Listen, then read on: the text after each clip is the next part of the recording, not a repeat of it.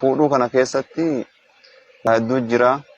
Akkuma ergamaa Rabbiidhaan namni of eeggataa ijallee qaqqabaa jechuudha. Ija akkana karama deemaa bakkuma hundatti ija akkana ija keenya gadhiifnee waan haraama ta'e lallaaluun booddeen isaa badaadha.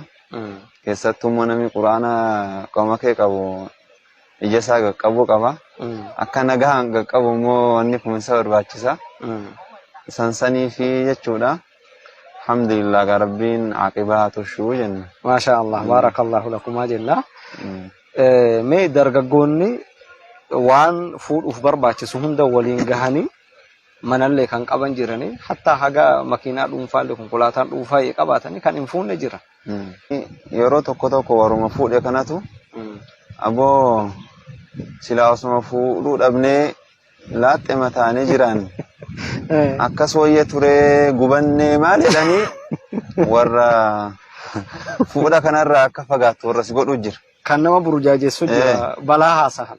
Waanuma bakka rakkoo malee wanti biraa yeroo mara wallalu jaarsaa fi jaartiin irsaa fi niitiin wallalu malee wanni biraa akka hin jirre fakkeessanii nama mul'isanii tokko immoo sodaata.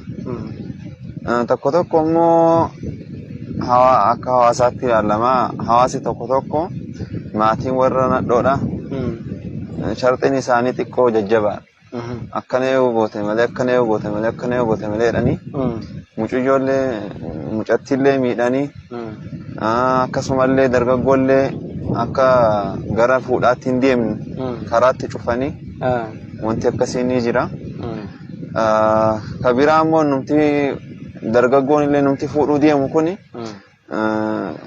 mucaa akkanaan barbaade sharxiin jirre sharxii dhibba barreesseeti intala akkana jedha wanni sun umman argamu waan akkasiiti.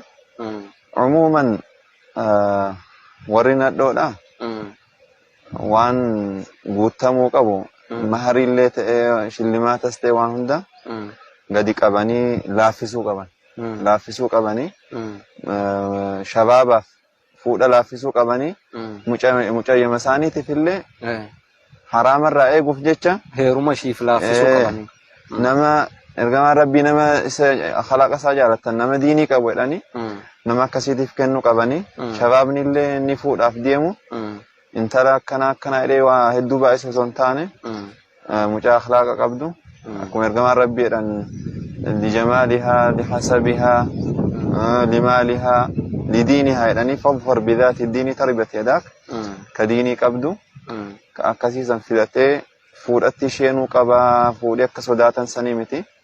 Ka qabu silaanuma qabaa Rabbiin itti inda'aa fi ka hin qabne immoo Rabbiin yakuunu fuqaraa yughnihimullahu min fadli jedhanii ergamaan Rabbiin fuudhuun kunis sababii rizqiiti. Sababii ilmi siiba namuuti waa hedduu wanni mataan kan kellee xiqqoo sammuun kan kellee xiqqoo raftee argata boqonnaa argata. Kanaafuu khayrii hedduu qaba. Sodaatuun qabanii itti isheenuu qabanii jedha.